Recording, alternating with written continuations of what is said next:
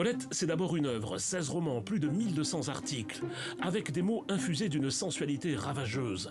Ses phrases sentent la peau, les fleurs, les moissons. Colette tutoyait la vie, elle multipliait les scandales. Ses tranches de vie sont autant de tranches de gâteau.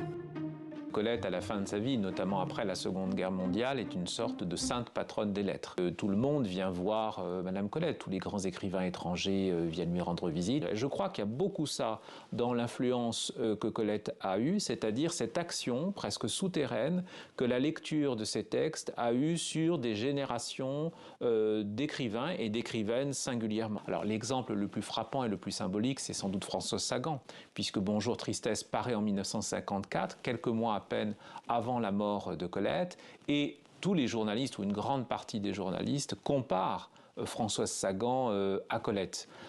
Par la jeunesse, souvenons-nous que Colette est arrivée à la littérature très jeune, elle avait une vingtaine d'années quand elle a publié Claudine à l'école, par le sujet très osé, par la mise en scène d'une jeune héroïne qui assume son droit au plaisir, à une forme de sensualité. Quand elle écrit Bonjour Tristesse, elle envoie un exemplaire à Colette, qui est encore présidente de l'Académie Goncourt, donc ça peut être aussi un envoi intéressé, en lui disant à Madame Colette, en espérant que ce livre lui donne 1/1000 du plaisir que ces livres m'ont offert. Dans le cas de Simone de Beauvoir, je pense que c'est un peu différent. Elle n'y va pas parce que c'est une obligation d'aller rendre grâce à Colette, elle y va par curiosité et par amour. Elle le dit d'ailleurs à Nelson Algren, son amant à l'époque.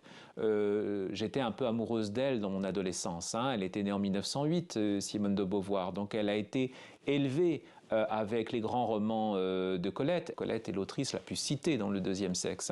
Christine de Rivoire, un demi-siècle plus tôt, quand elle a publié Le Petit Matin, il est évident que ces courses effrénées à cheval à travers la forêt landaise, cette impression de communion, d'harmonie avec la nature, notamment à la naissance du jour, ça a été dès l'époque, comparé à l'œuvre de Colette. Et aujourd'hui encore, nombre d'écrivaines continuent de s'inspirer de son œuvre et de sa trajectoire de femme libre. Amélie Nothomb raconte très bien comment elle a découvert qu'une phrase pouvait être belle en lisant un texte méconnu de Colette d'ailleurs, qui s'appelle La Cire verte. Et elle dit qu'en lisant cette phrase, elle s'est surprise à relire plusieurs fois cette phrase, tant la beauté en fait plastique, sonore, physique de cette phrase la fascinait. Si je regarde le monde contemporain, vous avez une jeune autrice, Emma Becker, que régulièrement dans la presse on compare à Colette. Si je pense à des romanciers ou romancières qui travaillent beaucoup sur le style, quelqu'un comme Marie-Hélène Lafont par exemple, est quelqu'un qui par le style, ses thématiques proches de la nature, du monde animal,